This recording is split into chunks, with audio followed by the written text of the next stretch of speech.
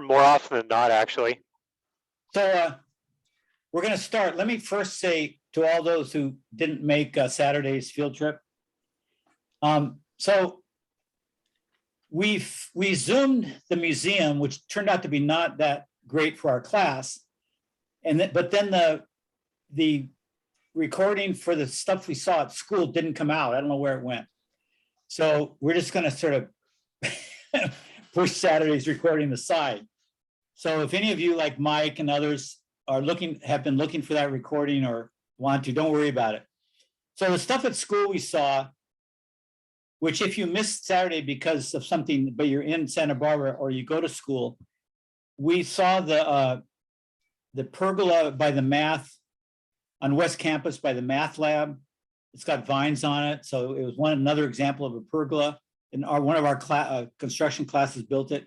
So you can go look at that. And then we went in that new classroom next to the music building and the theater on West Campus, that modern one. And we got into it and we looked at, they had a natural roof, vegetable roof, and a few sustainable things. So you didn't miss much. We had fun, but sorry about that. So the other thing is, before I forget, next Saturday is school's out, so we don't have a class. The Monday following that is also a holiday, so we don't have a class. They're both President's Day. President's Day goes from Friday to Monday. So don't come a week from tonight. There's no Zoom or anything. So our next class is the Saturday, a week from this coming Saturday. You got that? It's in your schedule. So if you're following your schedule that you got. So Patrick, should we read chapter 9 and 11 for that Saturday class or the following Monday lecture? Let me see. Good question.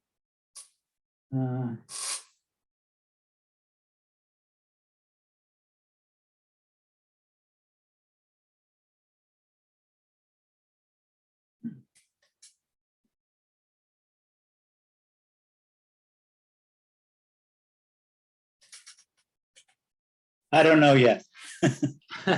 Probably the lecture. I have field trip down there, and I'd rather do a field trip because the week after that, we're going to be at school playing with insulation and blower door. So, but I haven't got a field trip. It's going to take me a week to figure out a good place to go. So I'll let you guys, I'll just send you all an email during the week. Okay.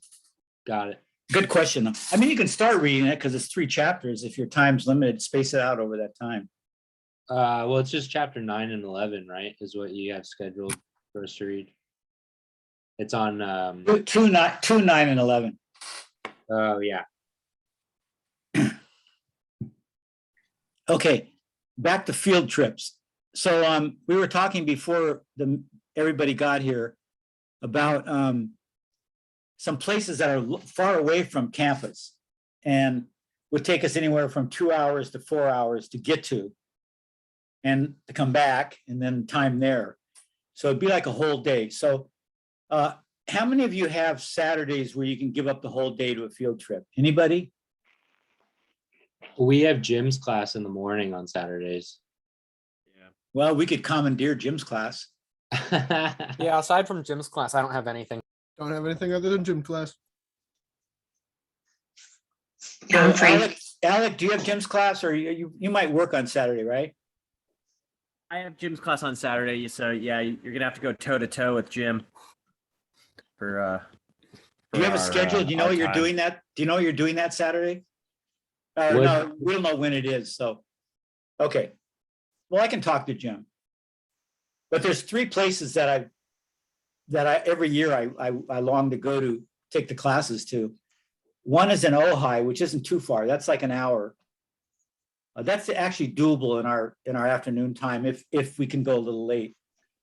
And then there's further away. There's in Nukuyama, east of Santa Maria, right in the middle of the desert out there. Oh no, it's not Nukuyama. It's even further. It's if you go through Ojai and you go up 33 to the desert. What's the nearest town there, Louis? Do you know? Is there a town along there? No, there's no town. There's just people I don't living think along there. so. But Coral Springs is along there, and they have a lot of alternative building, really interesting stuff. So that's how many hours? That's maybe 3 hours, right, Louis, from here? It's like 2 hours to get out to there. Okay, 2 hours. About 2 hours. Yeah, so that may be doable in an afternoon the furthest one, not the worst, is Cal Earth in Hesperia, which is between Victorville and San Bernardino. So it's almost to LA. So it's about 3 hours there. And that's got I'll show you, I can probably show you slide. We don't have to decide right now, but I want you guys to think about it. I'll show you slides next class about Coral Springs. I think I can get some pictures of the stuff, and Cal Earth, definitely there's a website on the internet. And the Upper Ojai, I don't know if they have Ojai Foundation, if they have slides, but maybe that'll help us decide. Anyway, just keep that in mind because those are really great sites. Well, And maybe Springs we is can find a fun. time when Jim, can't do his morning class, or he's got a fluff class. I mean, all of his classes are probably fluff, but, oh, did I say that? Now, I don't have to tell any of you not to repeat it except Louis. And he repeats everything I say. So he's going to go to Jim and say, hey, you know what Pat said? He said all of your classes were fluff. Louis, Hey don't do it. Patrick, you know you're recording right now, right? Yeah. So all he has to do is listen to the recording. But what teacher's going to listen to this recording, huh? If an administrator listened to this recording, they'd fire me. Probably at the end of the semester, which wouldn't make any difference. But If I were to tell him that, he'd probably agree. no, he knows we're joking. We all make fun of each other constantly. Okay. All right. So we got that out of the way. So we'll think about there's other close field trips, but I want to start making them really, worth your while. So, okay. Coral Let's Springs is look- a fun place. What's that? Coral Springs is it's a fun place. Yeah. Have you been there? Diego, is that you? Yeah, I've been there with a permaculture class. Oh, okay. Okay, great. Yeah, probably some of you have been there. Either the permaculture students or the closet hippies have all been there. Yeah. And let's face it, all of us have a closet hippie side, okay? I've had a big one. I was part of the Back to the Land movement in the 70s and 80s. I think hippies are great. What would we do without them? What brought you back from Back to the Land?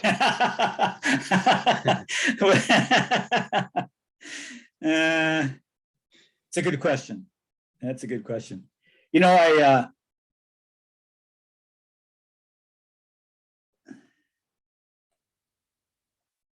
That is a good question. Probably my intellectual interest. That's right. When I was living in Maine, which was, I built my own house a couple of times and was living way out in the boonies, and I needed to know more about some things I'd been thinking about. So I went back to school. That's what did it. And then I went to school in Santa Barbara, unfortunately, and it's hard to leave Santa Barbara once you live here at all. So Caught in the web. yeah. I went to UCSB, and if you're a writer, and especially writing like philosophy, the UCSB library is excellent. It's really a good library. And so, there's a lot of good resources here in Santa Barbara. So it's a nice place to write. And then for inspiration, you can just go up into the hills or go to the beach, right? I'm sure you guys all know that. Okay, so let's do the first handout. We're going to do the Windows handout. Then we're going to look at the text that all you guys have read.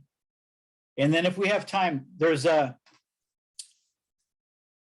I took a workshop on what the coming building code is going to be like. They have a lot of workshops preparing you for the bad news. Well, in some cases, it's good news. And I don't want to go over the whole code tonight, but I'll go over the stuff that's kind of relevant to what we've been doing so far, and then there's a whole bunch on insulation, which we'll look at later when we do insulation. Just kind of piece it off. So,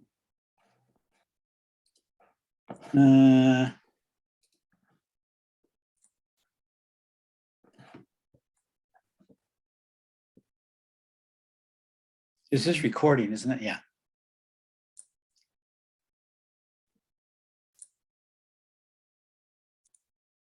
Okay, do you all see this window? I mean, this, hello?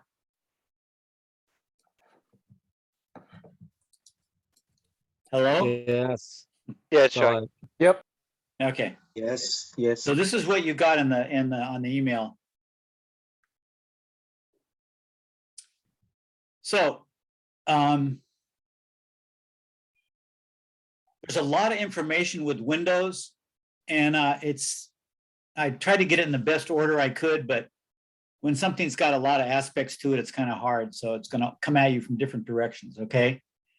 So this particular page has R value. So you don't think of Windows as something that has R value because mostly you're thinking about walls and roofs and floors.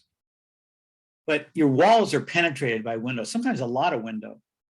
And so if that window's got really low R value compared to your walls, you're going to lose a lot of heat and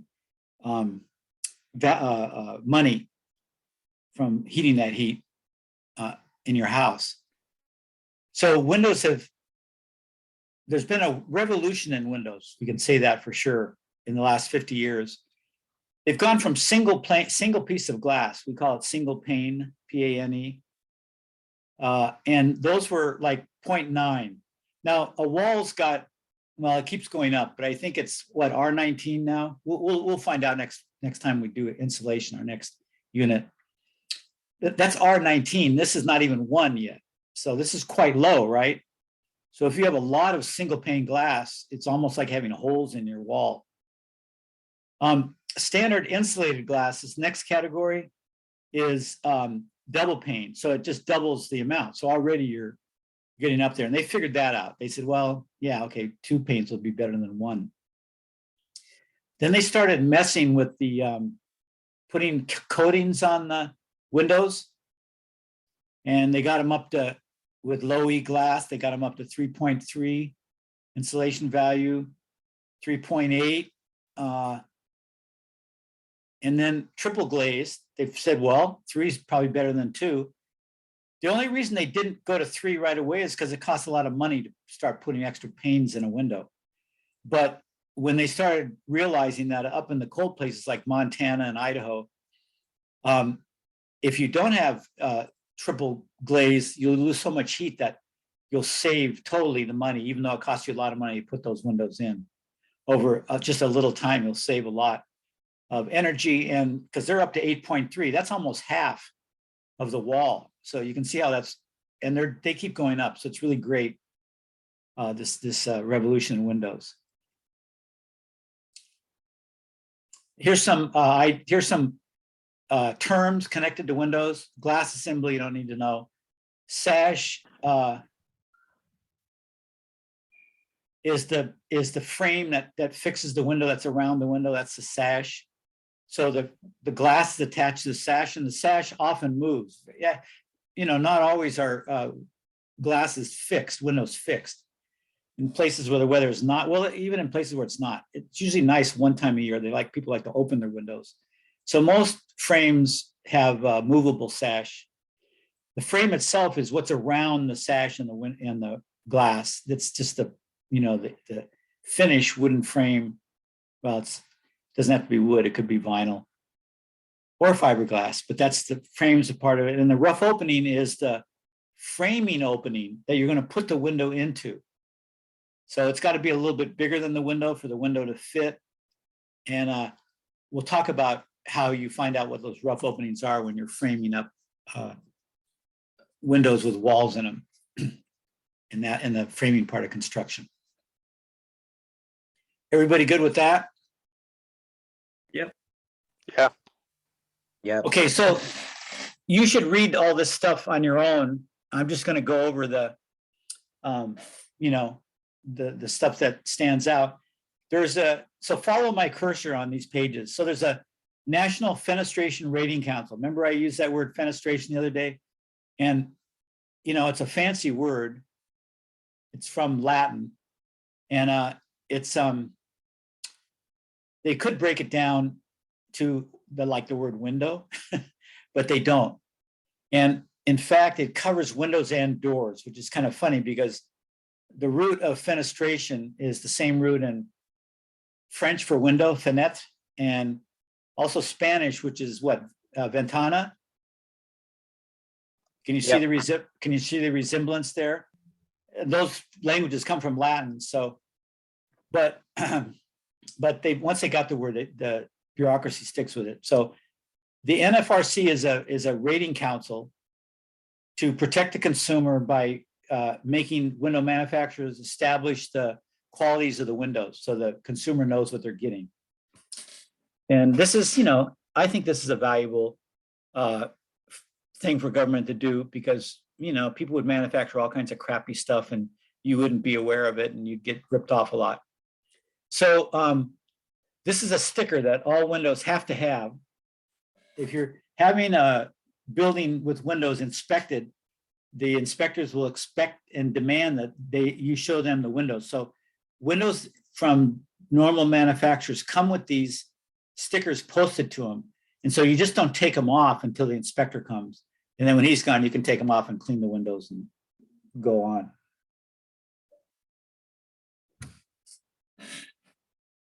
So they have what's called U factor, and we're going to discuss that in a second. That's its R value, its insulation value. With windows, they do it in a special way, and then we'll show you what that is. But it's not comparable. Like this 0.32 isn't comparable to R19 wall, and we'll show you why in a second. Then there's another. This is hard to read. It's not the greatest print, but so you can see solar heat gain coefficient, and that's probably, well, it'll be written somewhere else on here. That means how much heat the window allows to go into it, how much infrared light the glass allows. So if it's untreated glass, it will have a pretty standard amount, but then when they put E coatings onto the glass, it cuts down this value here. And it's a value because if you have too much of this solar heat gain, your house is going to get too hot. So you might have a different solar heat gain value for windows on different sides of your house. So you may have one with a high heat gain value because you want to have a lot of heat, say on your north side, but on the south, say you're not doing passive solar, you just want your windows to be, supportive of your house. On the south side, excuse me, there might be a lot of sun coming in. You might want to have windows with a little more e-coating that block some of that sun. So we'll talk about the variations in this in a second. And then what does this say here? Visible transmittance. So that's how much visible light. Remember we said there was infrared, ultraviolet light, and then there was visible light, and then there was infrared light. Those are the three light spectrums in the visible in the daylight. Visible is what you see, is your visibility through the window. So it's pretty high because glass, when it's clear, doesn't cut down. What allows you to see through a window is how well the light is allowed to come through to your eye. If you block a lot of that light, a lot of that information that's coming with those photons doesn't get to you, so it's not as clear a picture. So when you put, when they used to put shading coatings or shading on windows in the old days before glass, it would be like gray or blue or green color, and you couldn't see quite as well. It cut down the distinctness of what you were looking at outside. That's because those coatings cut down visible transmittance. So if you have a nice view, then you've got, and say it's on the south side, you've got to balance the visible transmittance with the blocking or allowing the heat. So these have to work together. So there's a lot of, these three factors all have to work together, and we'll talk about how they balance. Air leakage is kind of a new value they've added. And it's how much the frame and the sash that holds the glass, how much they leak. To make these things airtight takes more money. It involves more manufacturing labor and materials. And so the price goes up. But if you live in a cold climate, it's not too critical here in Santa Barbara, but if you live in a cold climate, you don't want any extra leakage. So you're going to demand that your windows have a real low air leakage value. Some of these values are related to, this is related to insulation, to R value. And that's actually got a, I take that back. This actually has an engineering reason for this measurement. And then the R value is the inverse of this. The rest of these are just, they go from 0 to 100. And like this is 45 would be halfway through the value hierarchy. So it would be half as much allowance of heat. If we're down to 0.25, it'd be quarter of the distance. If we're up to be 75, it'd be 3/4 of the heat blockage or heat allowance. And same with visible. These are 0 to 0.1 rather. I mean 0 to 1, 1.0. 0 to 1.0. Understandable? Now you look here, residential and non-residential. So commercial buildings have different values, a little bit different. They can be less insulated.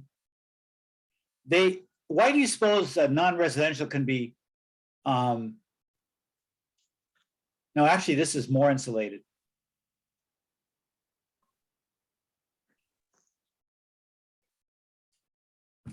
Anybody?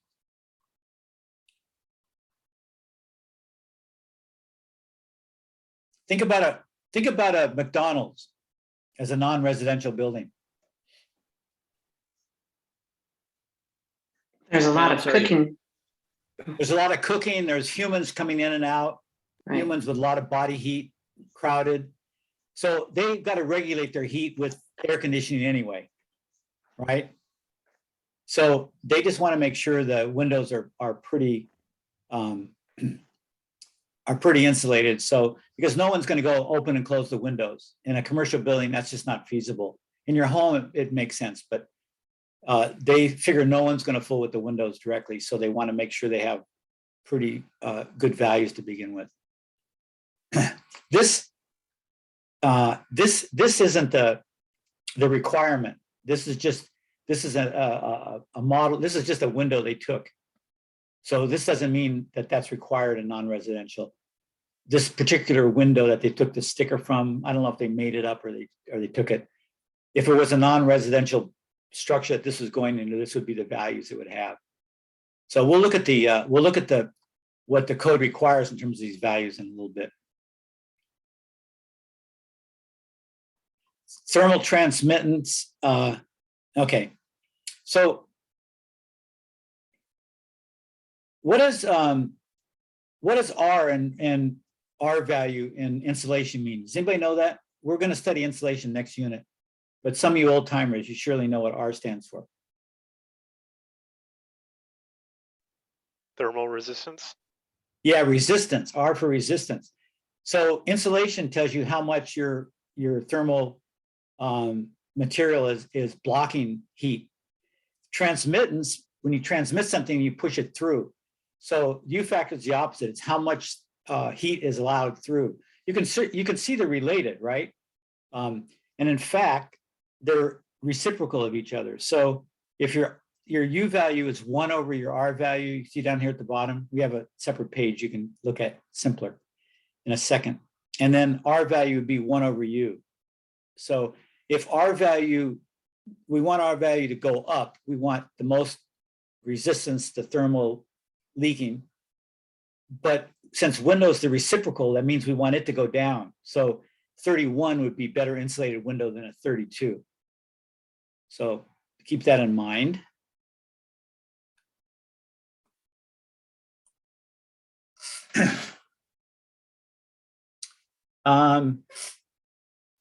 I don't know what this is. So oh yeah, okay.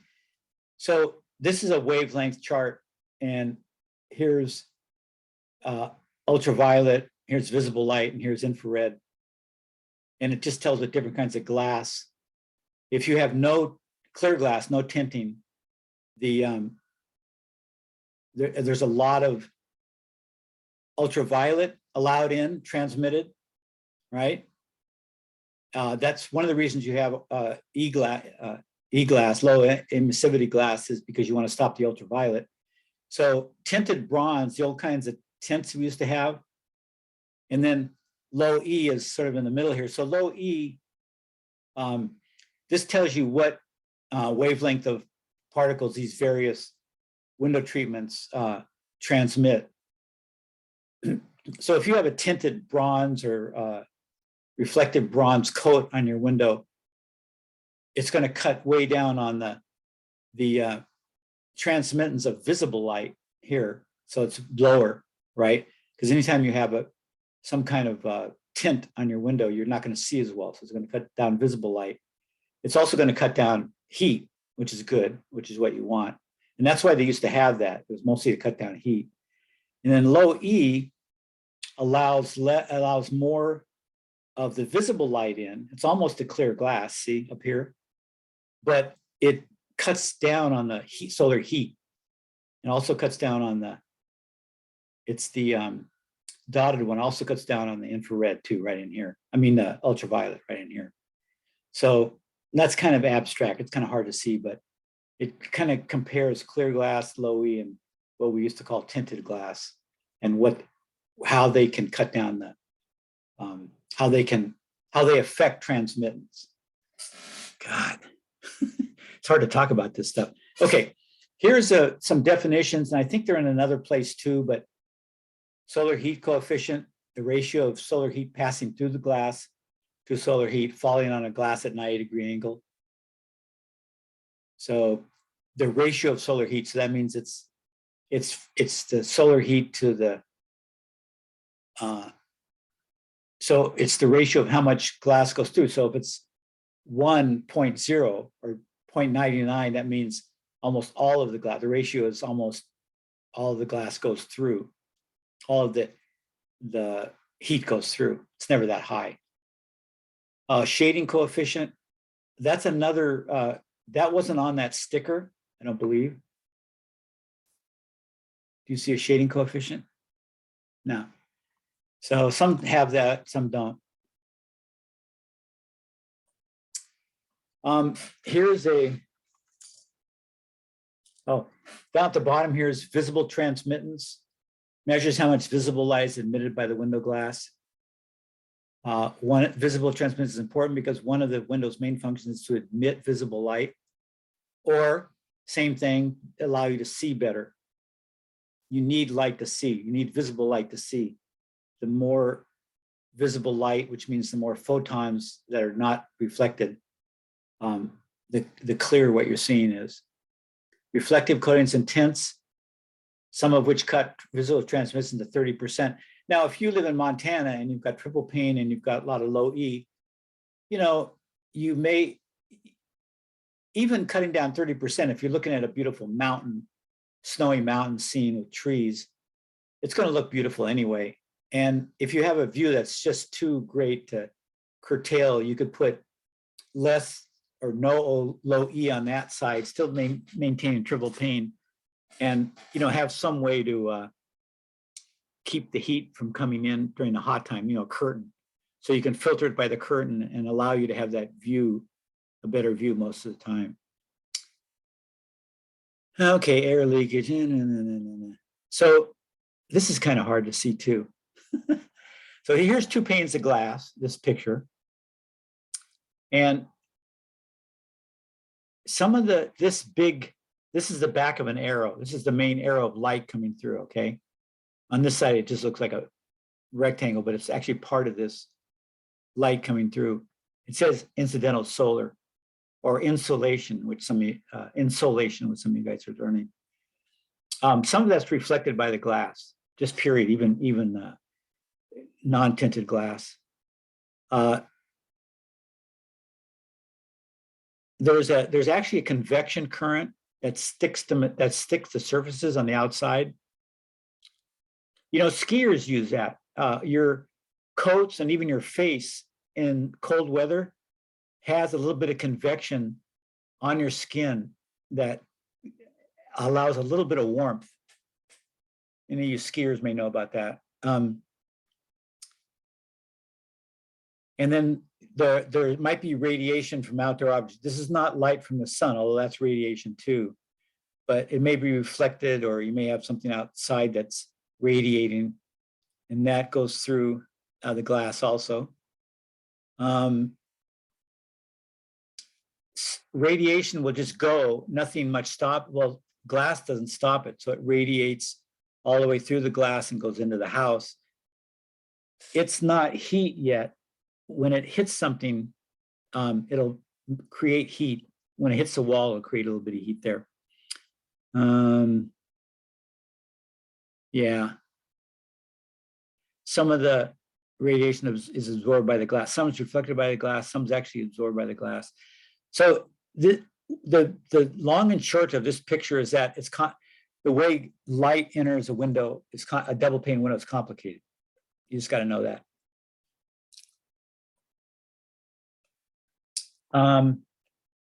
The only thing here I want you to see is this is a double pane window, this picture, and it's got a spacer with desiccant filling. Anybody know what desiccant is? Yeah, it like dries things out.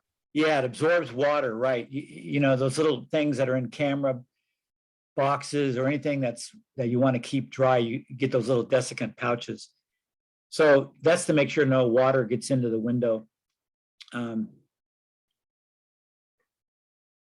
But this is a spacer, and it's become, when they started looking at windows scientifically, they first just put double panes in any old spacer. They had metal because extruded aluminum was cheap, and so they made windows out of aluminum for a long time, and they just put aluminum piece in there, not thinking that the aluminum would absorb a lot of the heat because it's colder, and the heat goes to the cold. So heat near that would sort of bend down and be absorbed by this thing. And they said, oh crap, we got to get rid of that metal and that heat sink. So now they use fiberglass, and they have all kinds of new strategies now for making these spacers between the panes less of a thermal bridge. That became a whole industry in itself. Yeah, see, That desiccant is between the two walls? Or? No, the two panes of glass in a double pane window. Oh. Now, Diego, now you cannot, if you get a new house under the building code, you know, you have it, a permit, you get inspected, you cannot put in anything but double pane windows. You can no longer put in a single pane window. Oh. So this is the law now. You can't even find, nobody makes single pane windows. You can, you know, Carol Ashley's warehouse has some, you know, they're classic windows, but they happen to be single pane. And so you can, you know, if you're remodeling, you don't tell the building department, you can put those in, but they leak a lot more energy. We're trying to save energy so we don't have to use so much fossil fuel. Patrick, So now, what about like sheds? Because I mean, I've bought single pane windows for like my chicken coop or for yes, shed. yeah, no, that's no problem. Oh, okay, just for Because houses. you're not using heat. I mean, in a chicken coop, you might put a incandescent light in there for heat, and that would be a little electricity. But you know, you do that anyway, even if. Or what about like a heat lamp? Yeah, Sometimes I mean, people put heat lamps in there. Yeah, you're going to do that anyway. I don't think that's going to make that much difference. You know, most outdoor sheds are not. They're like field structures, so they're not real tight anyway. So, I mean, sure, you could do everything up to snuff, but then you're building a $10,000 shed for a couple of chickens. It's probably not worth your while. Yeah, definitely not worth the added cost for sure. Yeah, you know, as we get more into this, and we're trying to squeeze every bit of energy, so we don't have to use any fossil fuel, and the renewable energy we do have spreads further, goes further. Then we'll keep tightening things up, and we'll get closer to those kind of things. You know, if you're using electricity for that, and there's a way you can really save, there's some really obvious ways, then we'll start tightening up every use. But right now we're still just dealing with getting houses electrified and plugging the big problems in houses, because those are the things you heat a lot. You keep those heated because humans live in them. So this shows you a standard spacer, the original spacers, and how much, see, there's a lot of conduction going on through those. And also convection. On the inside, this is the inside of no, this is this is great. They put warm side, but it's hard to tell what the warm side is, right? If you live in Florida, this is the outside. Well, I think this must be the inside. So at night, I don't know. I think it works both ways. At night, radiation will go from the house and leak out through a window. And on its way out, it creates, partly if you have these spacers where there's a thermal bridge here, it'll draw that heat once it gets in here, not the radiation. Radiation just goes through, but heat also goes through, hot air. Radiation's from a stove or something that's generating heat on the inside. Mostly what's on the inside is just hot air, and that hot air also goes out. It'll go through the glass eventually. And if there's a metal thermal bridge here, it will tend to draw this heat down, and then it'll get cooled and it'll go back up, and it'll create a convection loop. And instead of the heat going out, it'll go around, but that wouldn't be so bad for heat going out because you'd slow it down. But if this is the outside and heat's coming in, it's going to snag some of that heat. Down here where you have an improved spacer that isn't a heat sink or a thermal bridge, your radiation and your warmth is going to go through and not be a problem. It's really hard to talk about windows because you have to talk about their context, what kind of weather's around them and what are you designing them for. Okay, you should read that, but I'm not going to.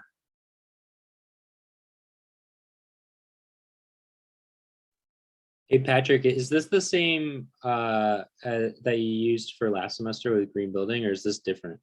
No, it's the same. Okay. I might thought I was use- having deja vu Yeah, moments when I read I might have added or subtracted sheets because I looked through them Okay. and edited it, but this has great information about e-coatings, what they are and how they make them, and they two varieties, soft and hard coats. Now this is 2009, so I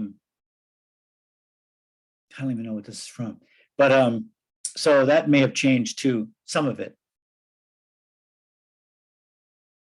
But it's kind of interesting if you're interested in. I probably won't go into this much detail on the exam, and I'll tell you what's in it. But if you're interested in how windows differ in more of the details, read through this here.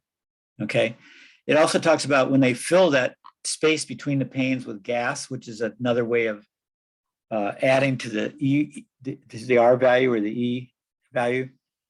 They put carbon dioxide, more often now they use argon and krypton, and they put it in the space here. That stops convection loops in the windows also, because they weigh more than air, so the air kind of gets stopped by them. Yeah, so. Okay, heat loss at a glance. U factor is the most important metric when considering heat loss through glass and windows. U factor, okay, here's the engineering definition of U factor. U factor is the rate of heat flow through a material, specifically BTUs per hour per square foot per degree Fahrenheit.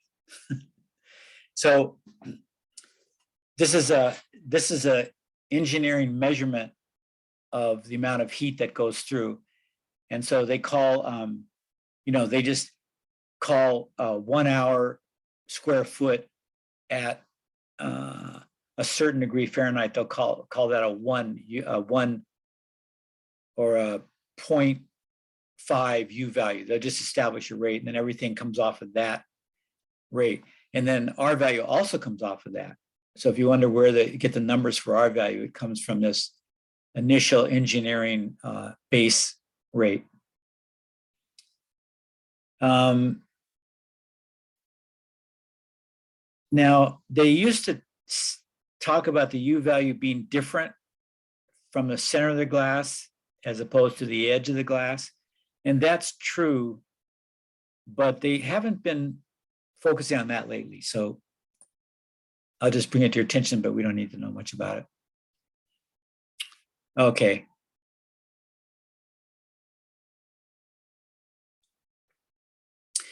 And National Fenestration our council resource metrics are for the entire window assembly. So when you have leakage rates, let's see if it's on there. U factor, solar heat gain, visible trend, air leakage. This is for the whole window.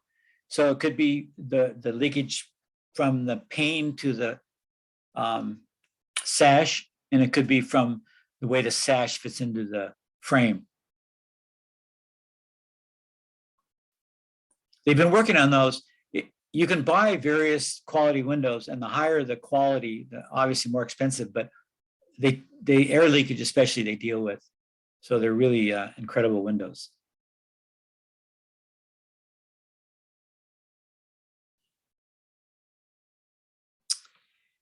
So this picture,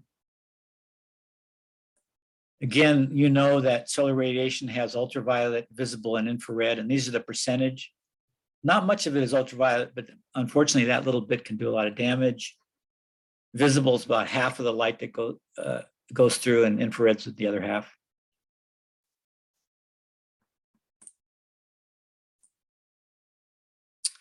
This is, don't worry about this up here, but this is just another U value, R value comparison. U value thermal transmittance. Anybody know, did we discuss last class, Lewis, building performance, did we discuss what the U meant and U value?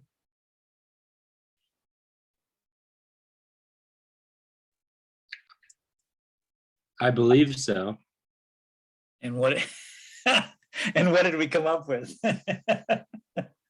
Great answer. Can anybody figure that out? It's thermal transmittance, right? Yeah, so they could have put a T value, which would have made more sense. Let's go back.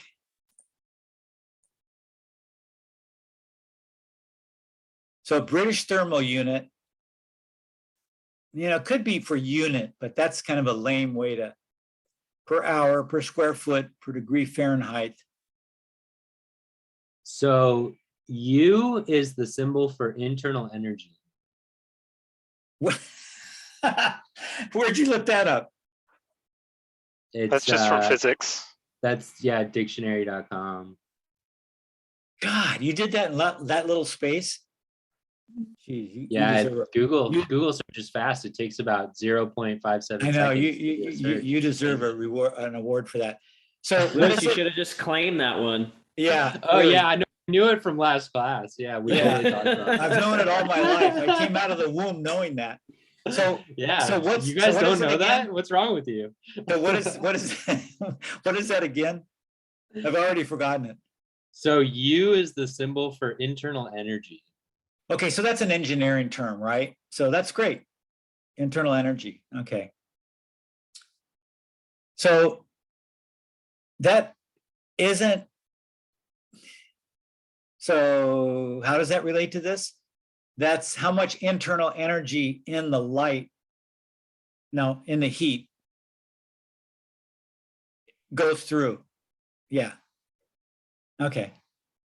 We'll accept that.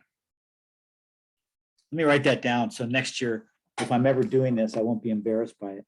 Yeah, see, you're not gonna retire. You're gonna keep teaching. You're already planning ahead to your next Unit class. of internal heat?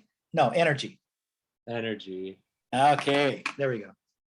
Don't lose that piece of paper now. I know, and you know I will. But you all know that if you write down things, just the very act of writing helps you memorize it. Did you all know that? Now, I don't know if that goes for typing on your, especially typing with your thumbs. I think that makes you more retarded. We don't use that word anymore, Patrick. Oh man, that was a big one. Hey Patrick, so this is a picture of an attic, right? And I started reading, was it chapter 9 that's on ducting? Yeah, And the author of this book says that the best ducts to use are like the square metal ones, yeah. but you never really see that in You houses, do, but really. you do on high-end homes because it costs a bloody fortune to put those in. One, Yeah, you've got to usually have, they're like commercial buildings, you right? got to have, yeah. But I've seen them. I've seen combinations that Lewis, the house, the bathroom we remodeled, Yeah. in that attic, there were some square ductwork and then a lot of flex. So the So- other thing that the author states is that you don't want to use, like, ever, he's claiming you don't want to ever use ducts with fiberglass insulation around them. And I feel like that's the most common ones that people use. Yeah, well, okay, so that's one of the reasons they've started calling the last 5 years or so for heating, conditioning the attics. So if you Right. condition the attic, then you don't need any kind of insulation on the flex ducts. It made me think, like, what else? I've never seen any insulated ducting with anything else besides the fiberglass. Are there other materials that No, ducts they, with? you could put rigid foam around a square one. And Right. and that would be done if, say, in a commercial building, if it was outside of the area of the condition building, but usually they're in the condition. But that would be easy to do. And what they usually do with those is they have a giant raceway, and it could be just a soffit that comes down. There's plenty of room, and they run these rectangular things, and there's plenty of room for rigid insulation unblocked. So it would only make sense in that kind of setting. And I don't recall seeing those because I don't do a lot of commercial building, looking around, but Right. that would be where. But, along with, since they're stressing heat pump technology, heat You pumps, don't need the ducts. heat pumps can be ducted, and a lot of times they're attaching them to existing ductwork, which may or may not be good. If the ductwork's good, then it's okay, but usually it's bad. But a Right. lot of times, they're so cheap, you can just put them in several key rooms, especially when you have an open plan. So one room includes almost the whole floor. Then you can just use those and you don't need any ducting. And I think that's kind of the wave of the future. Right. So It's I've got, oh, go ahead. No, I was just going to say, especially because people like open plan seems to be a real popular thing now. So it lends itself to that. Right. So then another thing that he talks about, and I'm not trying to get us too off topic here, but another thing that he talks about is high velocity ducts, which Yeah. he says Yeah. have a smaller diameter, like 3 to 4 inch. But I've done a fair amount of duct work, and with those smaller pipes, you don't get the same amount of flow, right? The bigger the duct, the more flow that you can get in air movement. Yeah. If you're Yeah. cutting it down to 3 or 4 inch, I don't know how he's saying that they're high velocity. That's kind of more dependent on your fan, but it's still limited by that diameter. So Right. And you've got to balance all that duct work because you've got intake ducts and exit ducts, right? And they have to be Right. balanced so that you're not fanning air out of the furnace and getting it back at a different rate.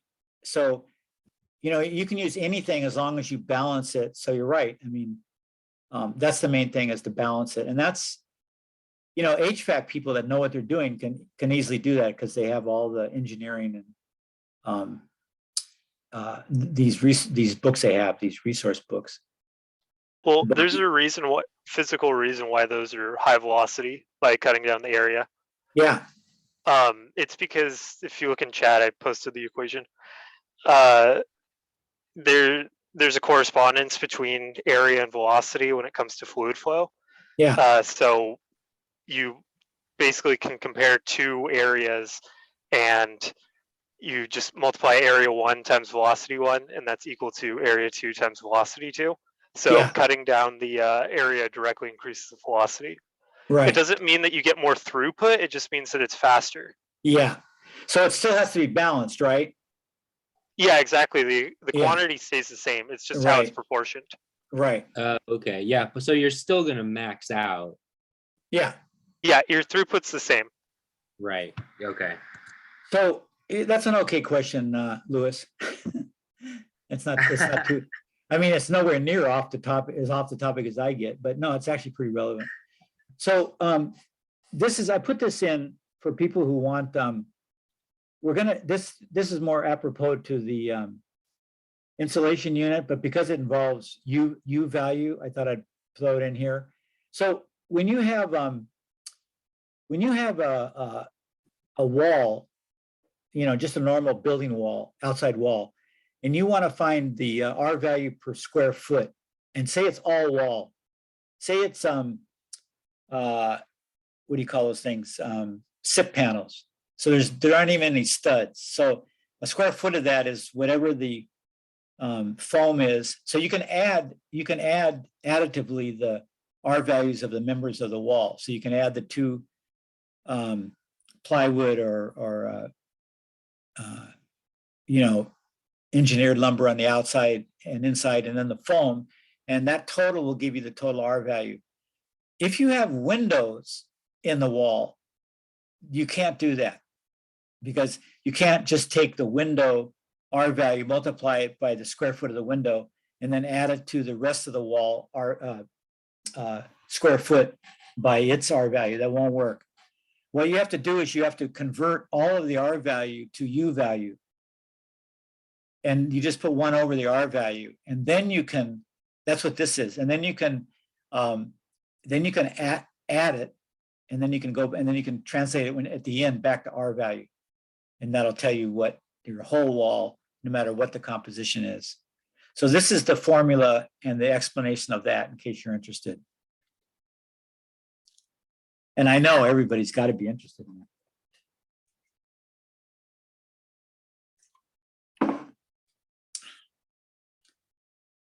Okay, low E coatings, there are many types of low.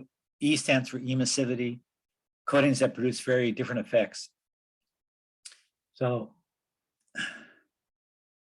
again, another electromagnetic radiation chart. We've seen enough of those. This thing won't go forward unless it's all the way down. Okay, so with double pane, which is the majority of windows, well, it's all the windows in Southern California. This wouldn't apply to Montana because you'd have triple pane. With double pane windows, they mark the surfaces this way. The first surface is the outside surface. Second surface is the inside of the outside pane. Third surface is the outside of the inside pane. And fourth surface is the inside of the inside pane. Has everybody got that? Because when you order the window, they're going to ask you where you want the E coating, because for different places, it makes a difference in what kind of quality you're going to get. So E coatings are never put on surface 1 or surface 4 because they get too much, they're clean, then they get too much abuse from the weather. So we just scrape the coating off. So they don't put it on the outside. So it's usually these two inside surfaces here. In a triple pane, it could be, there's 4. There's this one. It's all the inside surfaces. This one, this one, this one, and this one. So that's a little different.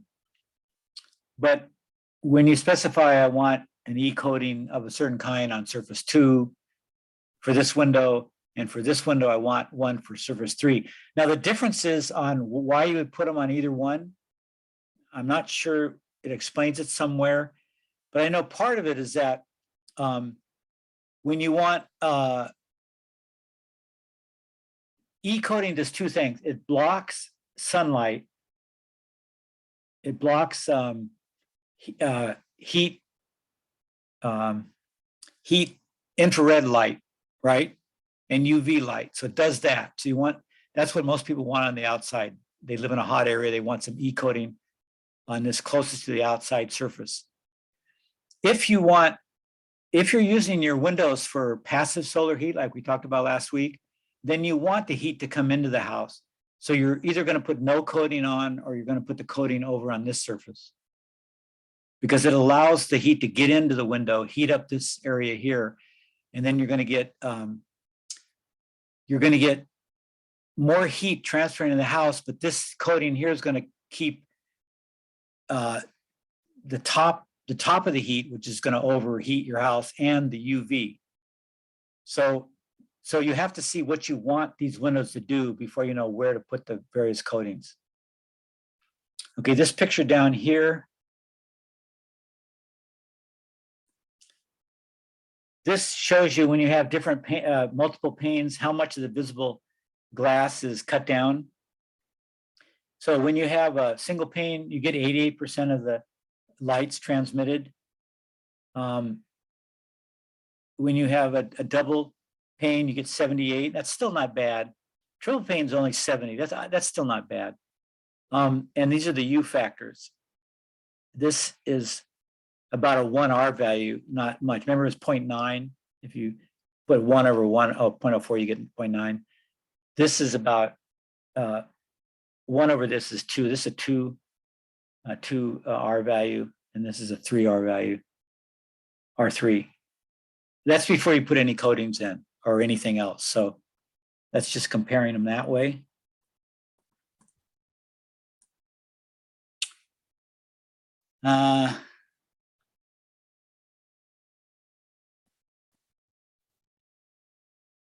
Let's look at this. Emissivity is a measure of the ability of a surface to radiate or emit heat, and it's expressed as a number between 0 and 1.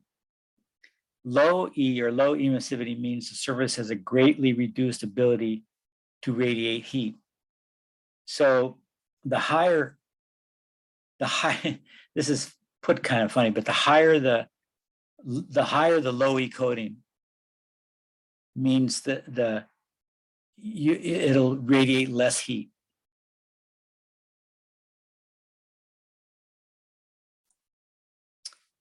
Okay, here's just another explanation of solar heat coefficient, air leakage, visible transmittance, and low E coating.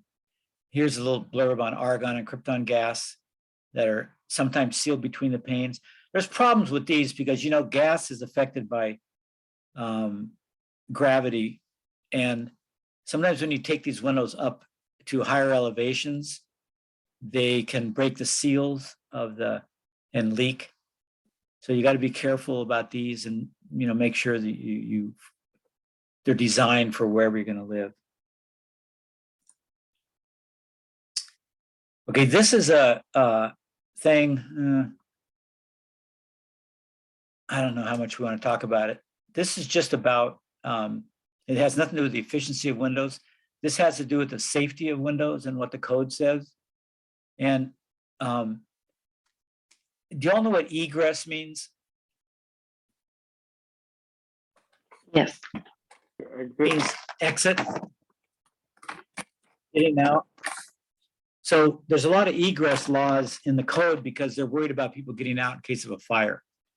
So you'll read about egress requirements all up and down the code. So the ones they have for windows is if you have a window that's in a habitable room, which means like a bedroom, living room, doesn't matter. Habitable room means or implies that you can be asleep in that room. So if you're asleep in your bedroom and a fire starts in another part of the house, it's coming to your door, it's going to take you a while to wake up, and you may not be able to get out your door and out of the house. So in a room where you're asleep, and this is problematic, they want you to have an exit in that room that's 20 inches wide and 24 inches high minimum. And it has to be a maximum of 44 inches from the floor because, they want the average person to be able to actually crawl out the window. So that's a requirement for egress windows. And I guess also for a firefighter to pass through the other way. And then there's a lot of safety glass requirements for houses that you may not have known about.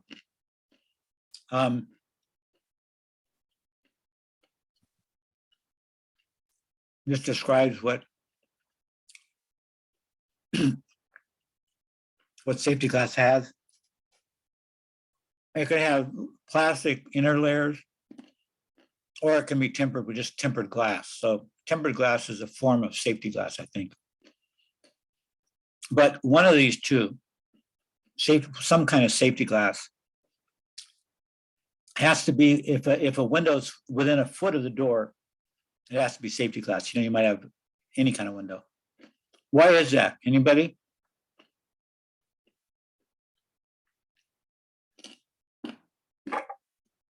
Hello? Is it a good Hello. break? Why do they require safety glass within 12 inches of a door? Because it could break, right? How? From the The Slam door. door the could door. slam it. The door could slam it. Yeah, for the shaking of the house by the door, it could twist that window and break it. Side lights within 12. They have those. They don't always have those now, but the doors have side lights to them. They have a door and then they have a light panel next to it. It's kind of out of vogue right now, but in 10 years it may be back. Those side panels have to be, because they're right up next to the door, so they have to be safety glass. And windows, what I was saying before, windows within 2 feet of a door have to be safety glass. Any glass less than 18 inches from the floor. So if you have a window that's low, starts on the floor like a full height window, that has to be safety glass, because babies and kids could bump against that. And safety glass is safer because it breaks in small pieces, or if it's got the plastic, it doesn't break at all. And those pieces may cut you a little bit, but they're not going to cut into you like the shards from a regular glass can be knife shaped and a foot long, and they could cut an artery and drain you out pretty fast. So you can't have that regular glass in these vulnerable places. Sliding glass doors always have to be safety glass. They take a lot of abuse. And in the movies, you're always pushing people through the sliding doors. So so these are, I don't know what these are. What's a frameless glass door? That's a good question. Shower huh? door. Oh, shower door? No. Yeah, shower doors don't have frames. Yeah, right. One of those shower doors. That has to be safety glass. I don't know where they have those in other places, but who knows? If the window is greater than 9 feet, it has to be tempered glass. So that doesn't make sense. Oh, if all of the following conditions exist. So all of these have to be true. It has to be bigger than 3 by 3 or 9 square feet. The top of the glazing is more than 36 inches above the ground. The lower edge of the glazing is less than 18 inches. Well, it's funny because you'd think that would cover it there, huh? Window is within 36 inches of a walkway. So if it's all these are true, it has to have tempered glass.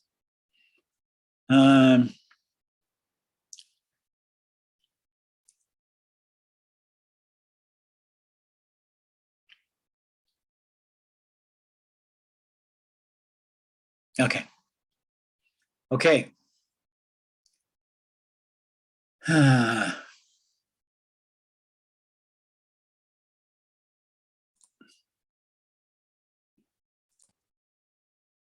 Now, hey, let me see your faces. I want to see who's sleeping and who's not.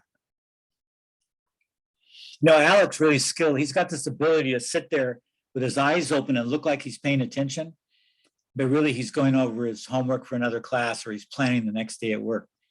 I commend you on that, Alec. I think it's good. I think he painted his eyes onto his eyelid. You could make it's not so good now because we're coming out of the Zoom era, but you could have made a lot of money by those kind of things. Faces like to wear a mask that had the eyes open, and so you could somehow photograph your face and get a plastic mask that would fit on. You could send in a photograph and they would send you back this plastic mask with eyes open. Could have made a lot of money.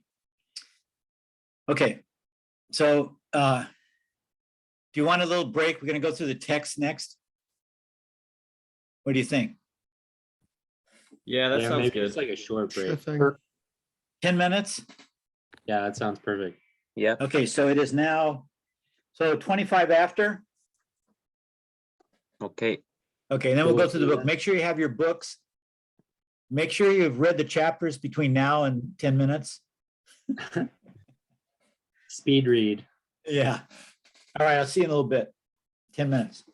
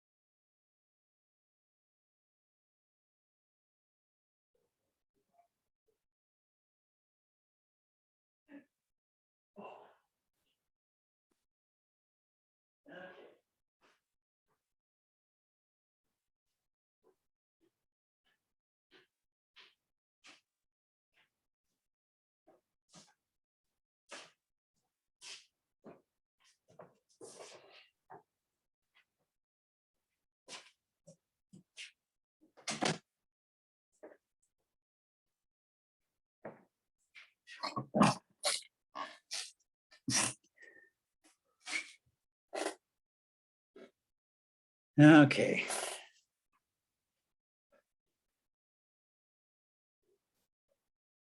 One minute.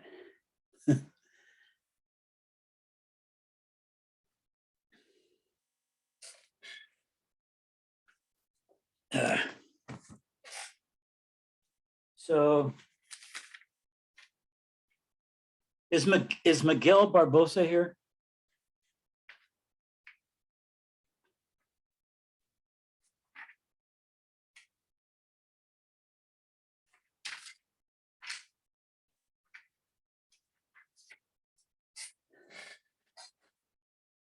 Does anybody know Miguel Barbosa? No, I don't know. And I don't see him on the participant menu. Yeah, and he hasn't been, and he was coming from, I think, Lompoc or Santa Maria, and he lost his ride, but he could still attend these Zooms. So I don't know what's going on. I'll have to email him and find out.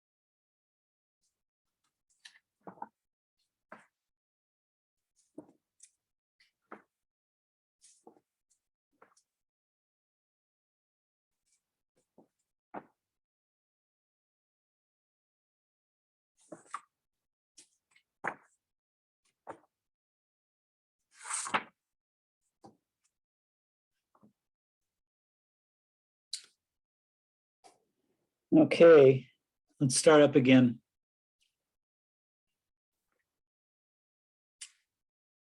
So Michael Silva, are you here yet?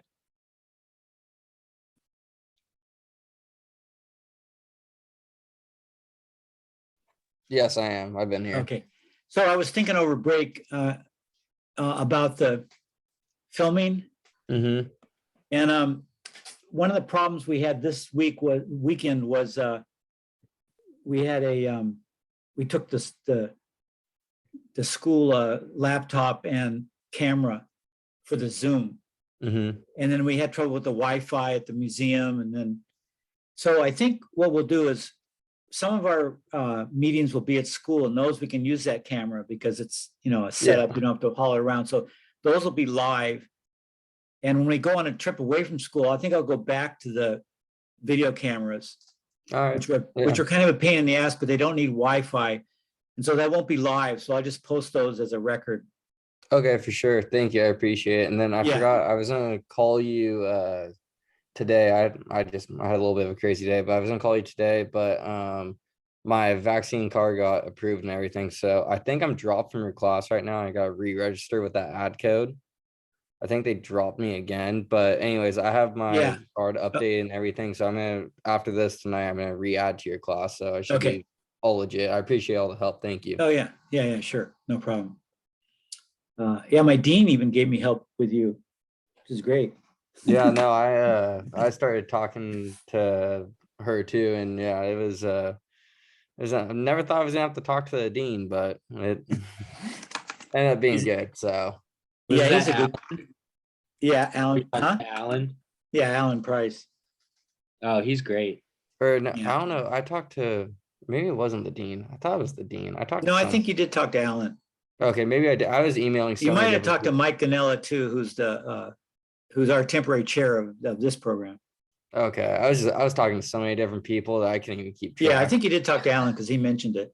Okay.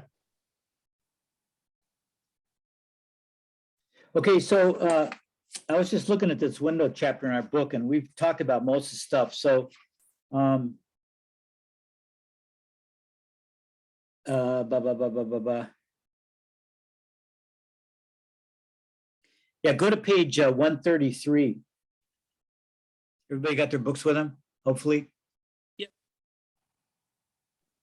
Yes. And when we're at school, this is the last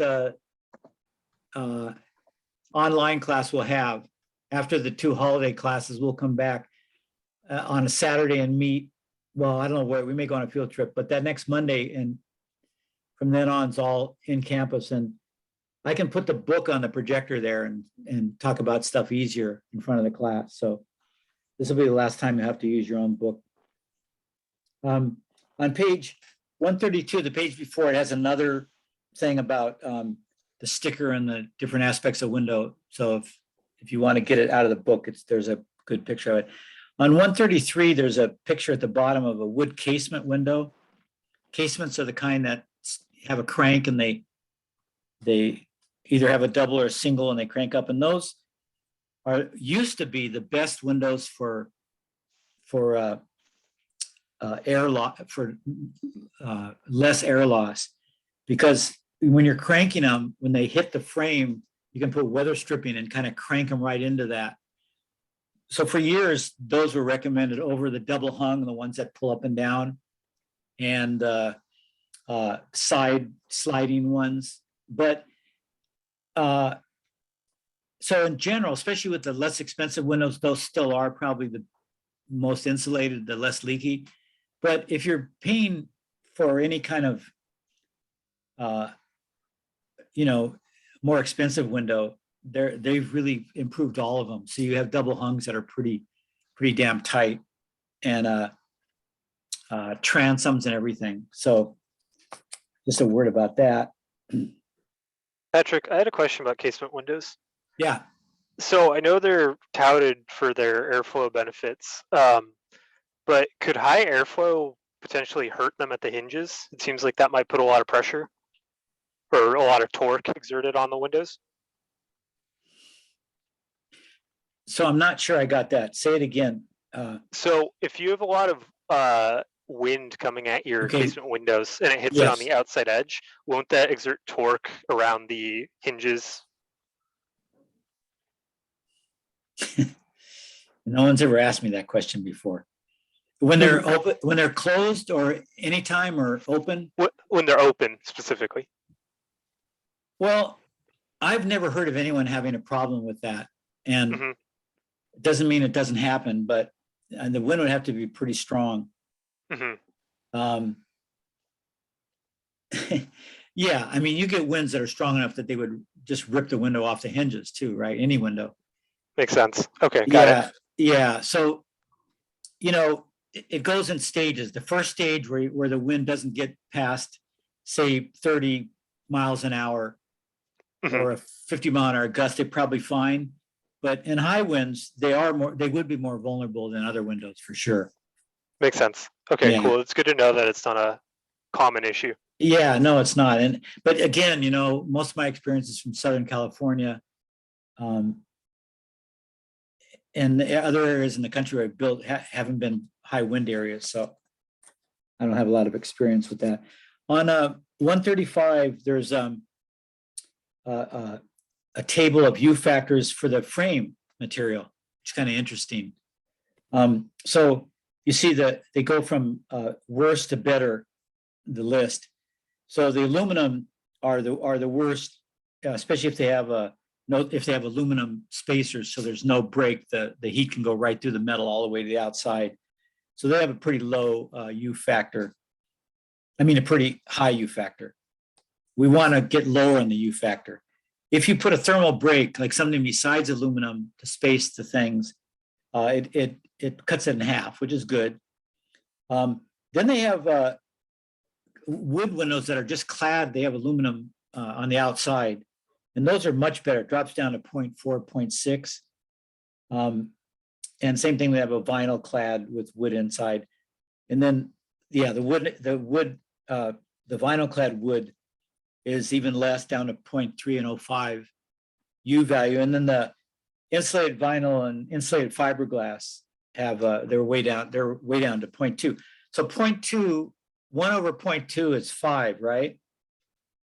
So that's a R5. That's pretty good for a double pane window.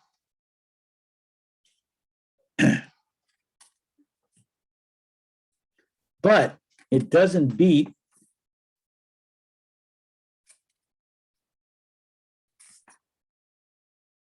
the super window on page 140.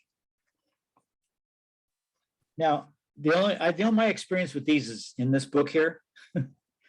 So I used to take the class to to Hayward downtown when the design center was open on Saturday, because they had a lot of really high-end windows that you could just tell by cranking them and opening them that they were really tight. But especially, this was even before COVID. Since COVID, they haven't been open on Saturday, and especially the design center across the street. So I'll see if they ever going to do that, because it's kind of interesting to look at the windows in person. But this super window, it's got how much glass?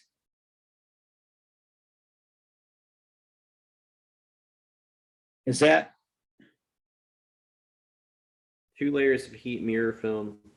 Yeah, it's just double glass. pane, right? It looks like it with more space in Right. the middle. It's just a double pane with 2 heat mirror film strips, rigid strips in the middle that kind of act like panes.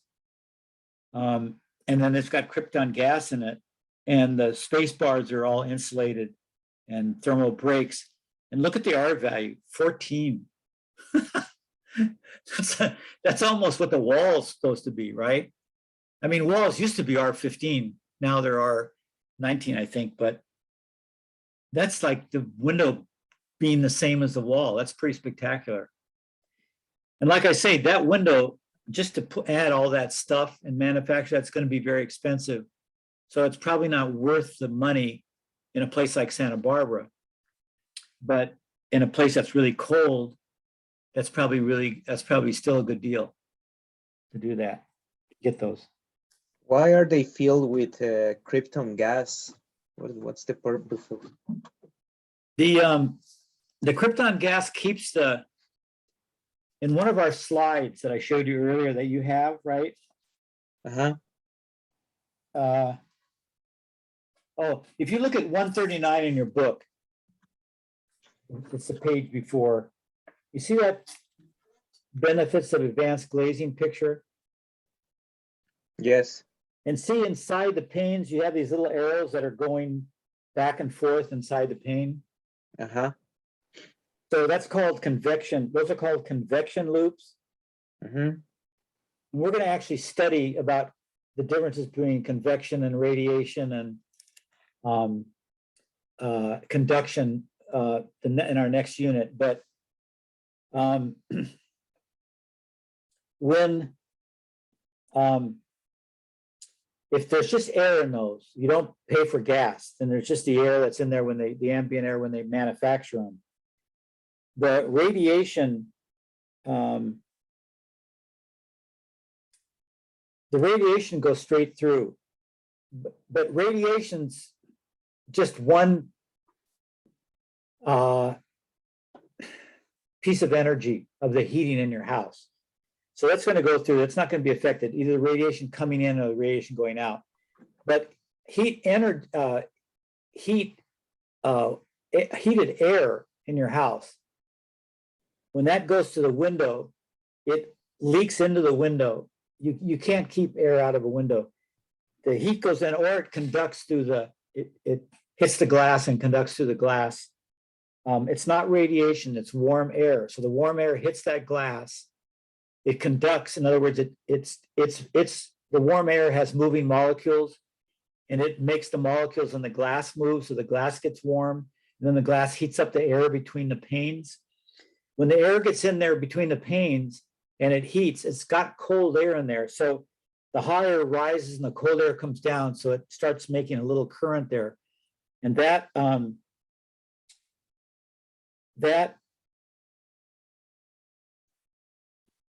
trying to remember why that's a problem.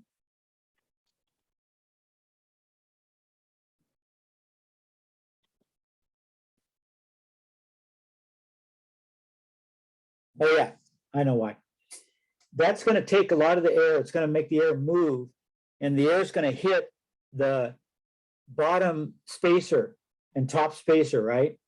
No matter what they are. You know, they're all, you know, wood and fiberglass are the best, but even those will thermally transmit convect warm air. So that warm air will hit those and it will go into the frame or the sash rather than out the window. So if you've got, I'm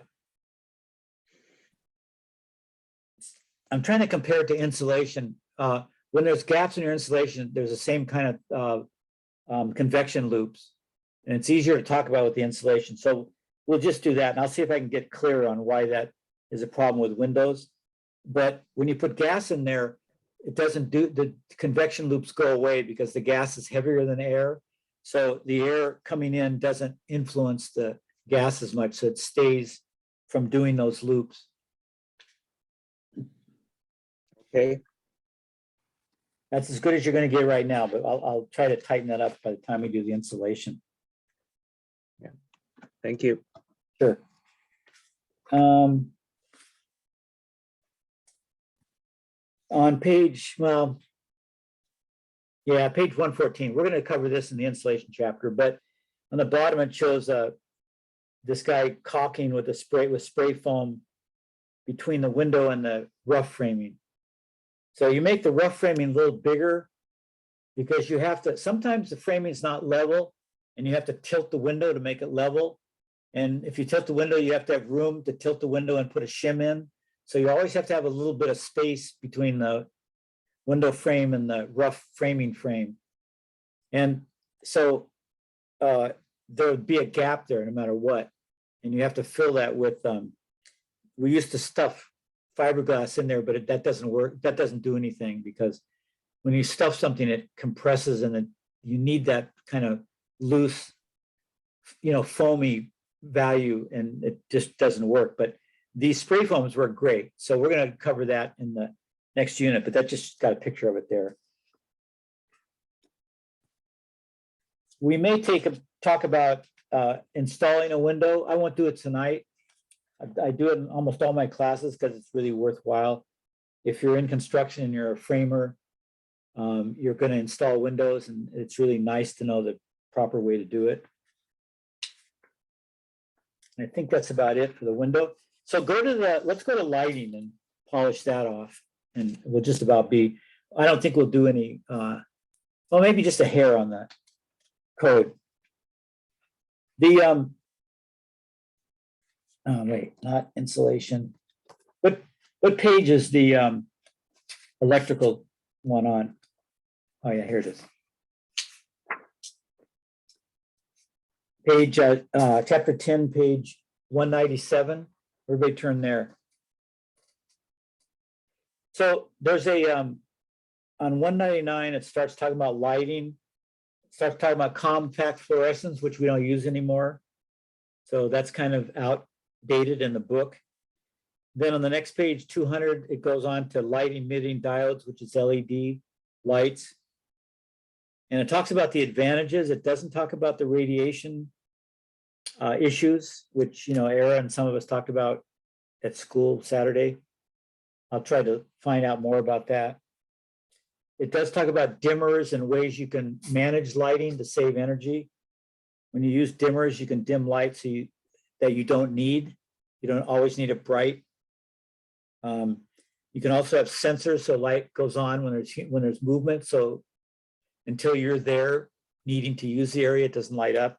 There's outside lights that have sensors. So if you're trying to protect the building from intruders or vandals, those lights only go on when they're triggered, so they don't stay on all night and waste your electricity. They've had those kind of outside sensors forever. Motion sensors, they call them. And then they also have lights, path lights with solar fixtures on them, and they have little batteries, and they store up the solar energy, and then they light. When it gets dark, they light up the pathways. You've seen those, right? Those are great because they don't take any electricity from the house. They just have their own little panel. Then the others, there's stuff on solar and wind, but we've already seen a chapter on solar.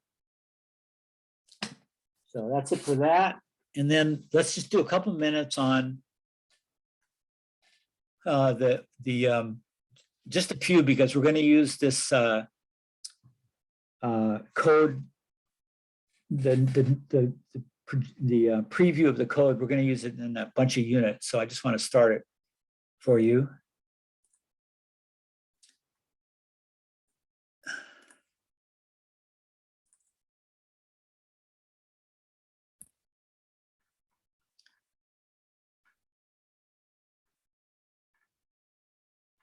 God.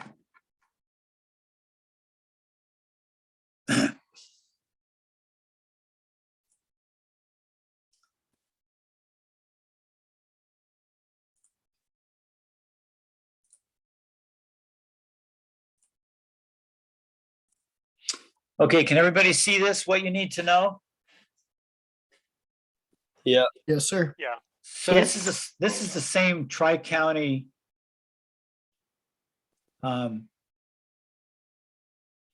3C Ren. It's a tri-county organization that I've been talking to you about all along. So they go for these three neighboring counties, and they're a nonprofit, and they use Franklin Energy and other energy companies and contractors to talk about various things. Architects, a lot of architects contribute to these. Anyway, they had on the first, they had no, not on the first, I don't know when this was, but they had the 222 building code goes into effect next January 1st. So it's out, but it's not required yet. So it's updated every 3 years, the building code. Project permitted on or after January 1st, 2023, next January will fall under that code. And then it has the documents for it. But this is a preview of it. And these are the 4 key areas. This is kind of nice that they're doing this now, that they're focusing on. Encouraging heat pump technology for space and water heating. Now, we've been talking about that all along. Establish electric ready requirements for single family homes. That's partly to do with heat pumps and establishing space for electric heat pump, hot water heaters. They take up a little more room.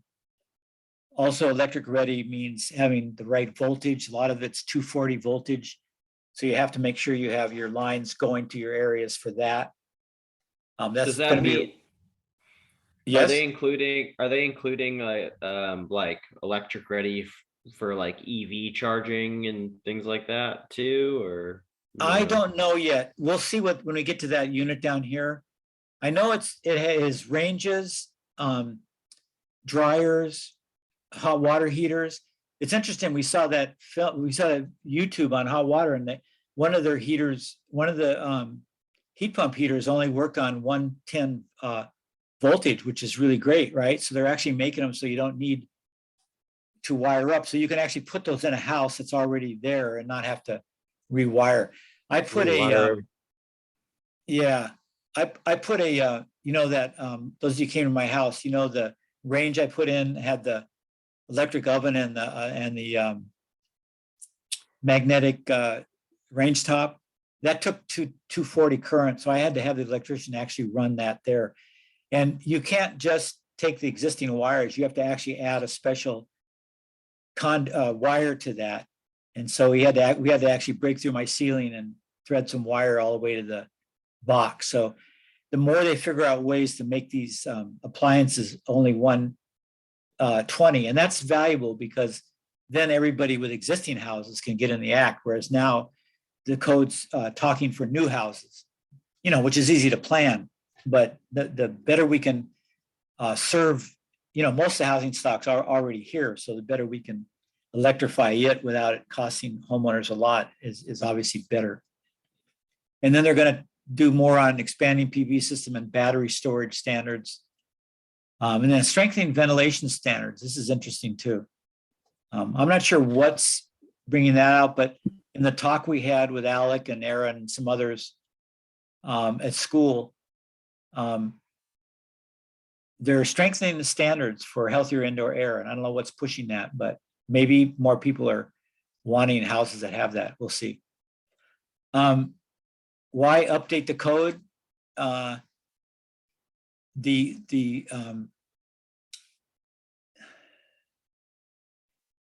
CEC policy is to reduce energy usage and cost, limit environmental impacts, and ensure safety. Okay, blah, blah, blah. We know that.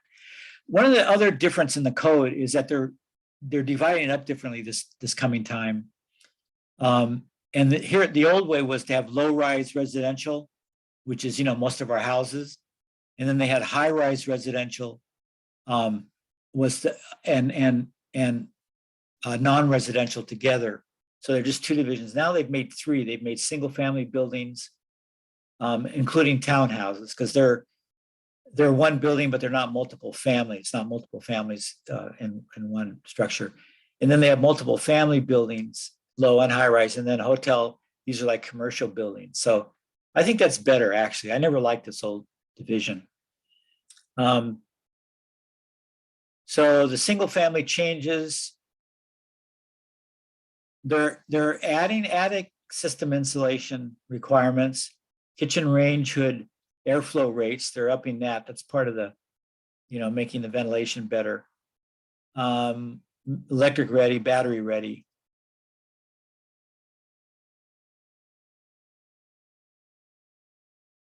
So there's some mandatory changes. We'll look at these when we look at the insulation. Kitchen range, when we look at ventilation, we'll look at these. Duct sizing, we'll look at later. And yeah, all this stuff's mostly later. But I just wanted to start you on this to show you what. Here's one of the changes, prescriptive. And this is for putting in 240 voltage for hot water heaters, because that's what the electric ones take. That's what the heat pump electric ones take.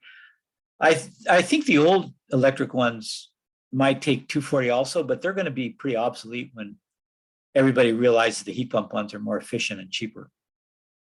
Photovoltaics, they just have some more restrictions and allowances. You know, if you don't have enough roof area, they allow you to get out of it because it's not worth it. So they're trying to be friendlier to the population. Then multifamily, we won't fool too much. So that's the start. We'll look at some of these details that involve other units later on, but that's what's coming up in the code in a year from now. Okay.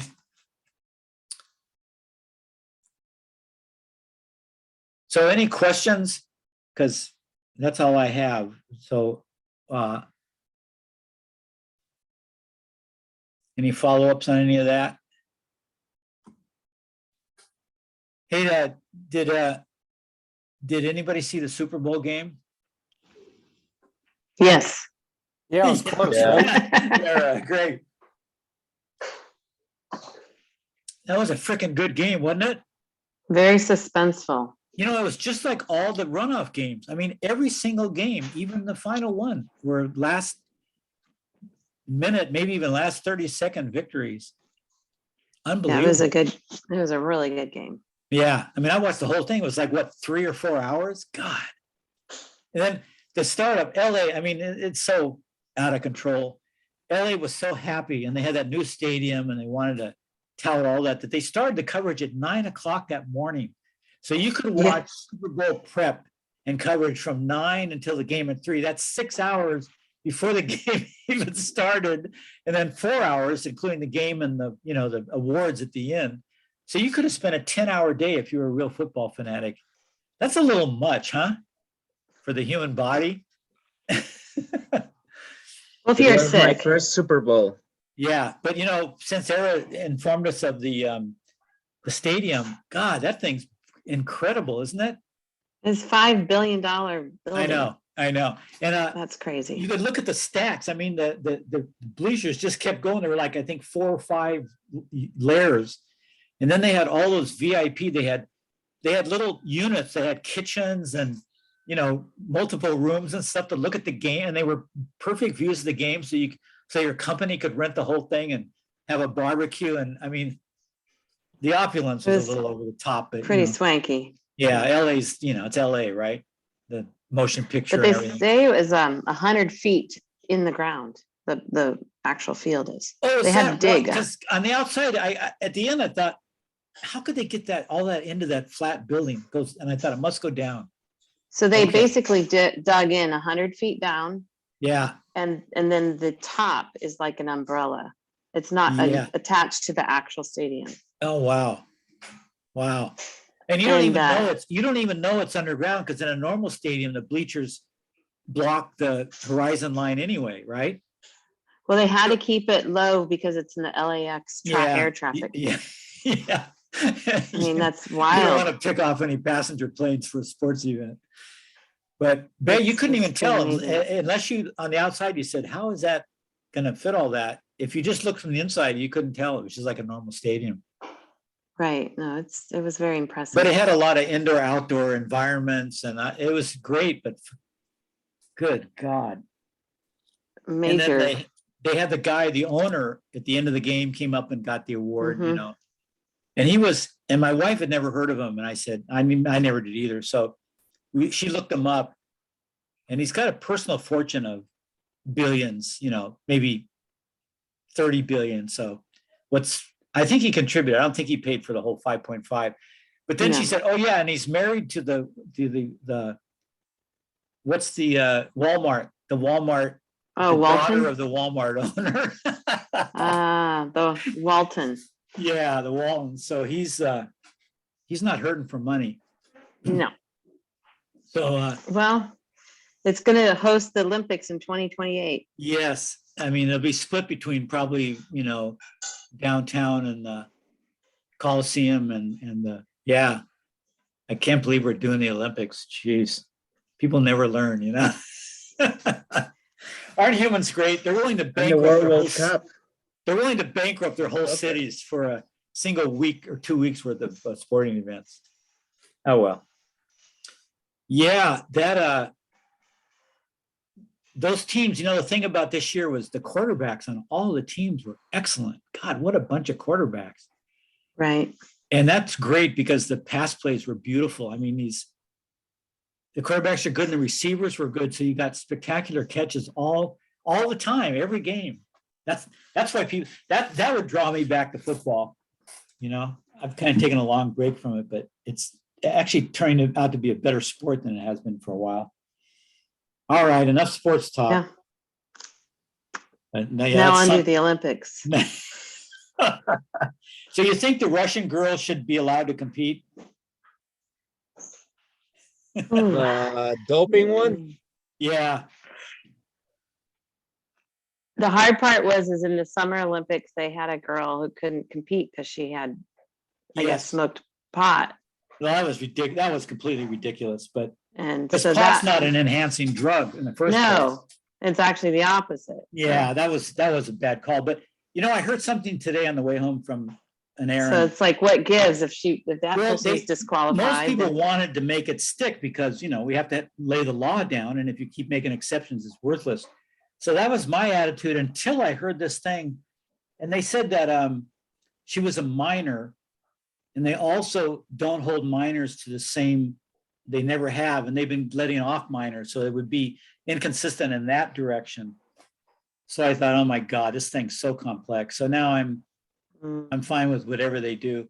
She's such a nice girl, and she was doped. You know what they said about her doping? She was doped before so that she could have long workouts. The thing she did was a heart conditioner that made you be able to stress your heart for longer periods. So she would work out like 12 hours a day and was able to do that. So I guess that's not fair either, right? In some It's not fair ways. to So- her. Yeah, and it's not fair to competition, I guess. I don't know. It's so complicated. Anyway. But the We'll stick dancing, with- the ice skating was great, wasn't it? Beautiful. Yeah. God, that is just, I love that stuff. And then the snowboarding is totally out of control. The stuff they're doing, the flips and stuff, that is magnificent, And even the skiing, the stuff they do is just, it's beautiful, Very impressive. Yeah, it's impressive. Okay, I know a lot of you want to go home. So remember, no class Saturday, no class the next Monday, a week from tonight. Those are both holidays, school holidays. We go back on the Saturday, a week from this coming Saturday. And during that week and a half hiatus, I will organize a field trip or an at-school activity for that Saturday. So just know we're going to do something, but I'm not sure where or what yet. You will get that. And then everything else is at school or field trip from here on out. It's going to be much nicer because even if I drone on about stuff, I can see you guys falling asleep and I can change it quicker. This way, I just assume you're all at the edge of your seats wanting every word to learn, I can pretend that's the way, but I can't pretend it when everybody's got their head down on their hand, on their table and, snoring. So, but we'll Happy birthday to Lewis. Yes, happy birthday, Lewis. And happy Valentine's Day everyone. for all you people. Make sure you all eat some chocolate. Happy birthday, Luis. Happy Thanks. Are birthday. you all gonna sing now? Yeah. You want us to sing? You want a No, song? you don't have to. You don't have to. I don't think have all the to. That means screens he are Yeah, wants us to. he wants us to sing. Only if you can do it in harmony. Yeah, Well, we then, can. then I better not. Some acapella happy birthday. Okay, let's go. Everybody. 1, 2, 3. Happy birthday to you. Happy birthday to you. Happy Happy birthday, birthday, dear dear Lewis. Happy birthday to you. Let's We have the computer lab. Yay! Thank you. Hey. Patrick, as someone who plays music a lot, you can't imagine how painful that is to hear. Oh, There is not a You know, I single think- person in the history of the world who No, can sing I Happy couldn't hit Birthday the notes, in tune. but I was trying to be the conductor, but we have all this lag on the computers. There's no way we could do this. Yeah, and then there's the slowdown at the end of it, and nobody ever gets that identical. Yeah. Tyler, do you want to do it by yourself? I can't show, sing. show us. I'm completely tone Do deaf it when on the comes to trumpet. singing. Do it on the trumpet. Get your No. trumpet out. Can I? Yes. Will I? No. All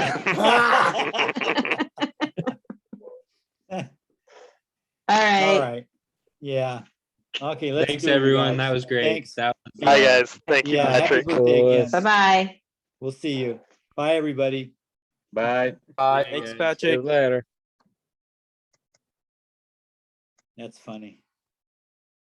I didn't think you guys were gonna actually sing. That was great. I'm toned. If I ever had any tone, I don't have it in old age. That's for sure. Well, thanks for that. Yeah, sure.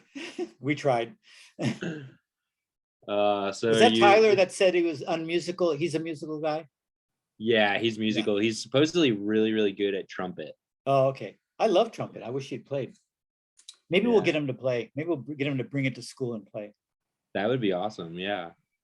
I guess he's played at Soho when Wow. they do their nights there. Yeah. Somebody saw him. I think it was it Alec or somebody saw him there and said that he was really good, really talented. Yeah. So Did you ever play in in school in a band or orchestra?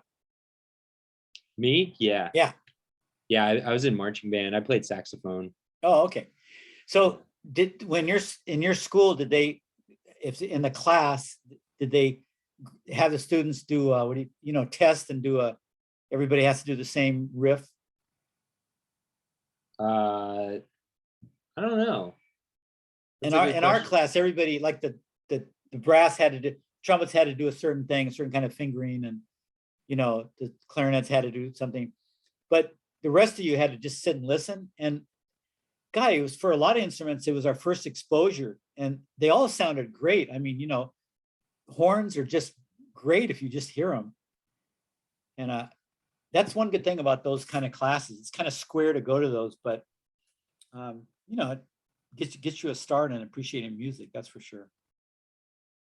Definitely. Do you Definitely. still play saxophone? No, not really. Yeah, Yeah. Yeah. I've I kinda played fallen off. clarinet, and I tried to take it up just recently, and it's just a lot of work. Oh, definitely. Yeah. You got to practice. It's not like much of it comes back. I noticed with flute, I used to play flute a little bit, and I noticed I don't have the strength in my lips anymore to actually hold the armature for a flute, especially for a wooden flute, like an Indian flute or a Japanese flute. Too Has bad. Rodney ever showed you his flutes? No. What does he Yeah, have? Rodney is into flute, and he has different flutes that are like made out of bamboo. Does he play them?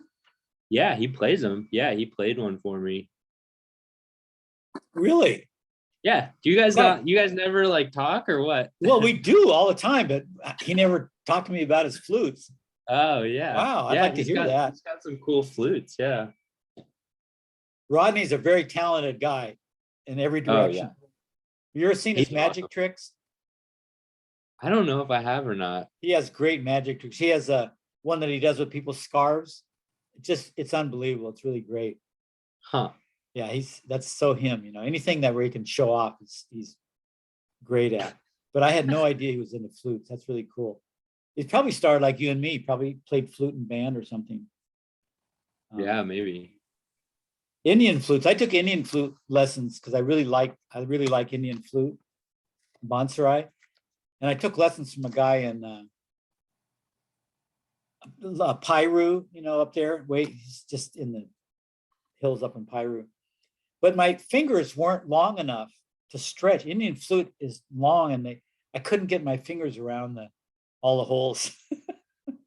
Oh yeah. I have little short Anglo-Saxon fingers, but it's yeah. And then you have to learn Indian music, which is they've got their whole theory, Mm-hmm.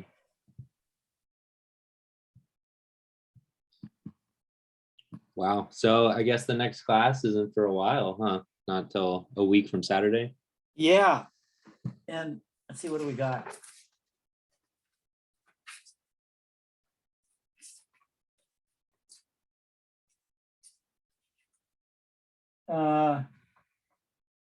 Yeah, insulation, air barriers, ventilation. Then we're gonna do a blower door test on that following Saturday and some insulation exercises. Okay. Then we have the midterm prep and the midterm. And then we have spring break. And then we go into sustainable building practices. That'll be fun because that'll include some alternative building. And then indoor air quality, that'll be out of the book. But then we got a couple of units on alternative building. And then, and then a bunch of those, one or more of those Saturdays will be with the Cobb structure too. So that'll be fun. Definitely. There, I mean, you've been at that school long enough. They remodeled, Skipper Construction remodeled what do they call the art building? Art and Humanities? No, yeah? Yeah, it's the humanities building. Yeah. The one on your side above the garden? Yeah. Yeah. Yeah, okay. They remodeled that one, and especially they did a bunch of lead stuff, but again, I'll go look at that one. While we're down there doing the Cobb, we can look at other stuff on that side of the campus too. Totally. We can look at some of the there's a bunch of garden stuff that you guys have done. Yeah, there's a bunch of stuff we can look at. Sweet. Yeah, that'll be fun. I tend to go to commercial buildings because they're open to the public. And houses, you have to find people and they have to be willing to let classes into their house. I wish I could find more residential stuff. That's why I take people to my house, because I can give them permission to come in. But in Santa Barbara, there's got to be some pretty spectacular sustainable structures. Oh yeah, definitely. But finding them. That's why that yearly architectural walk was great for that. But COVID kind of killed that for a while. So where was that at? Well, each year they would do it. They had a different theme.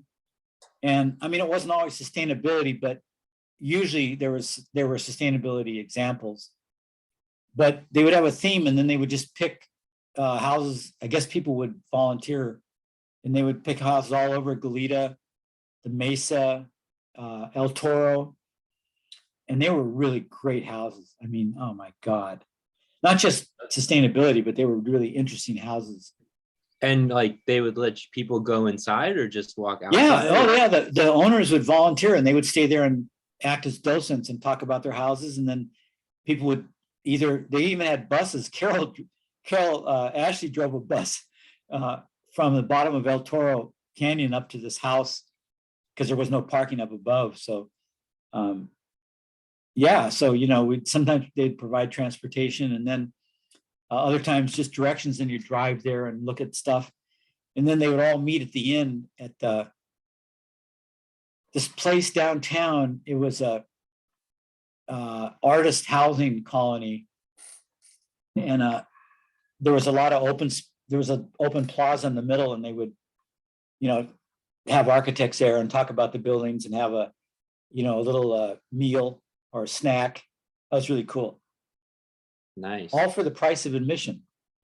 And I think I could get the kids in free, students in free. That was pretty awesome that the museum let the class in. Yeah. So if they, I know the museum's never been very much so, Oh, it's not that much to go in there? What? It's not that, it doesn't cost that much to go No, in no, there? not the price. I mean, the exhibits. It's just a small museum. Yeah. Compared to any of the LA museums, where they go on and on. I heard the people behind us saying it was like $30 or something to get in there, and I was 25, I think, normally. 25. Yeah. That place is pretty small though for $25. I mean, we walked around the whole place. Yeah, there's totally. There's not much at all. Yeah. They don't. I guess they should try to get that from private donations. There's enough cultured people in this town to throw out some money.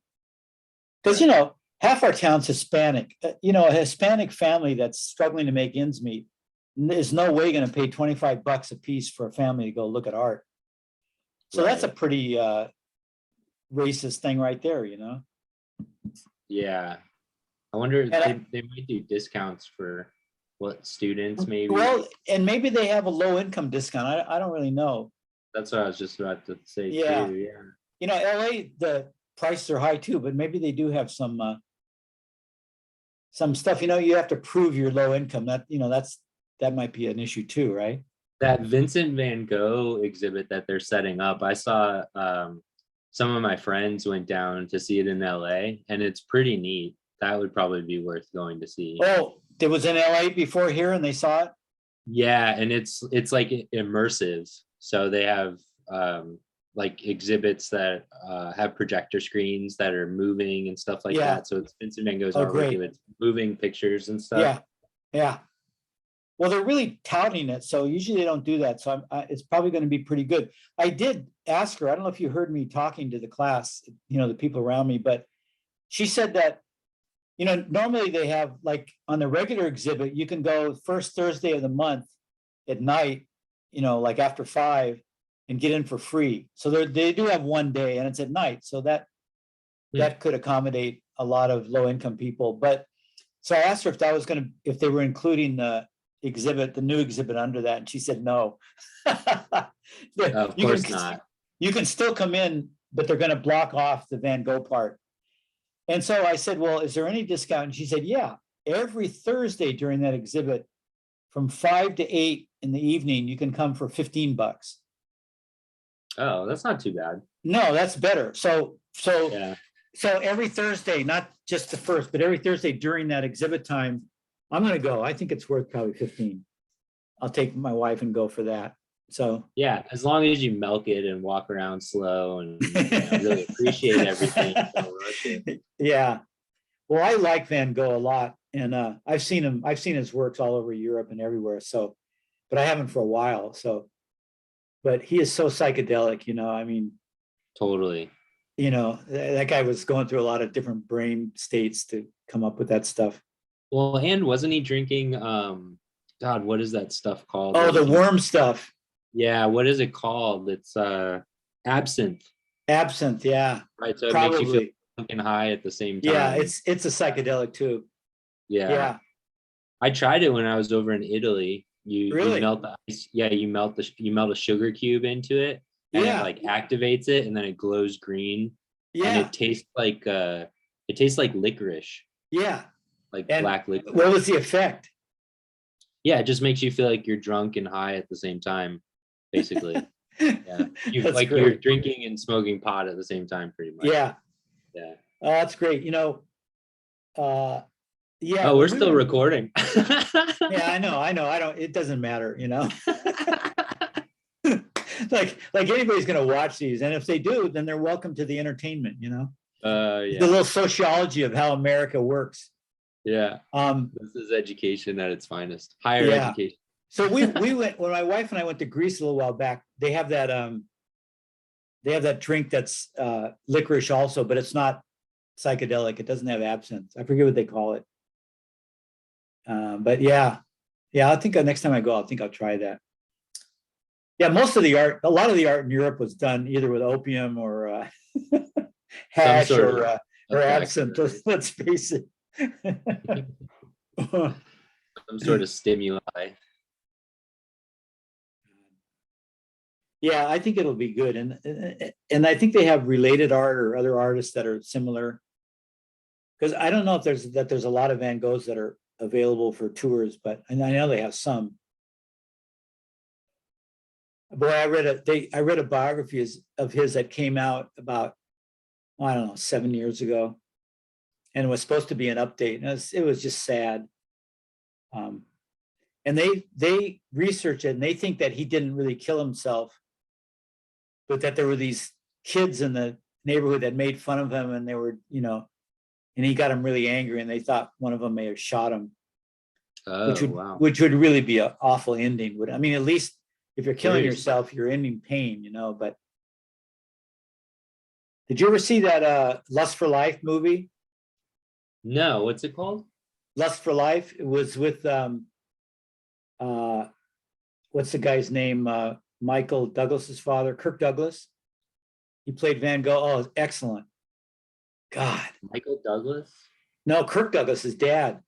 And he God, it was done in like the 60s.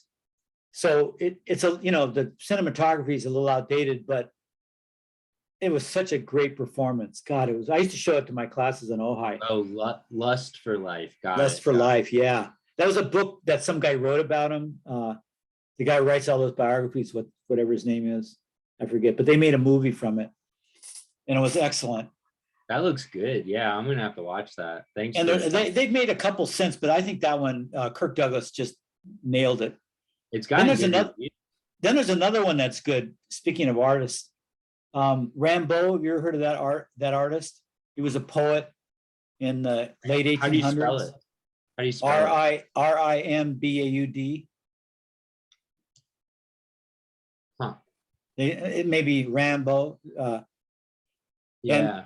He was like a real precocious kid and outrageous. And he had Verlaine was his lover, another poet, a man.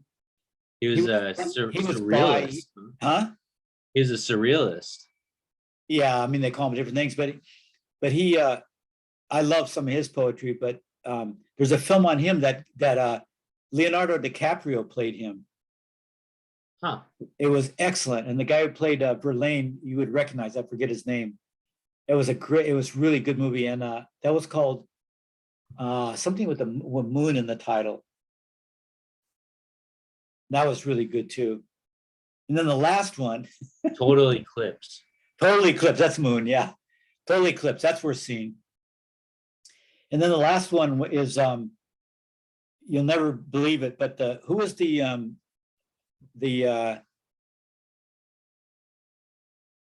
NRA director for a while? Not the latest one, but I know who you're talking about.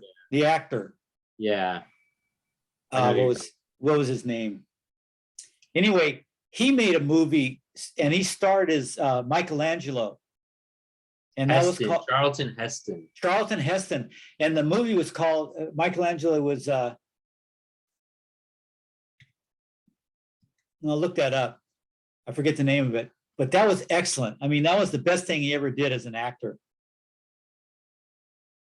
And Rex Agony and the Ecstasy. Agony and the Ecstasy. And that was also a book by the same author. And then Rex Harrison played the Pope. It was a total thing between the Pope and Michelangelo.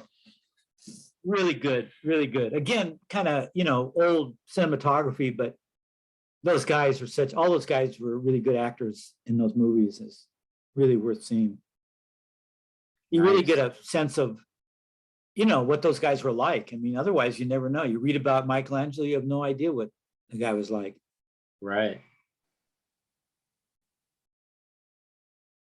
All right, man. Well, you have special lady plans with your. I do. Well, So, I won't keep you anymore. Yeah, it's good talking to you. I wrote that you stay after and talk with me in the letter. Oh, nice. As part of your being a good student. Well, I said that we become friends over time, which doesn't happen to all my students and me. Oh, thanks, Patrick. Yeah.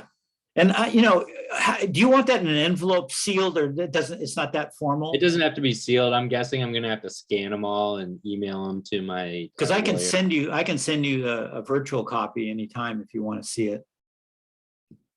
Whatever is easier. I just figured since you're printing it out and signing it, then you don't have to scan it. I could just do that for you. Okay. Yeah, I think it would be good. Awesome. Anyway, thanks, you enjoy your birthday too, and Valentine's Day. Yeah, thanks. I've been up since 7 doing schoolwork all day, so I'm gonna go take the dog out with a friend and enjoy my night now. So yeah, good. Well deserved. Yeah, I guess, huh? Okay, I'll talk to you later. Have a good couple of weeks. Yeah, I'll you see too. You Saturday. too. Thank Okay. you. All right. See ya. Talk to you later. Bye-bye.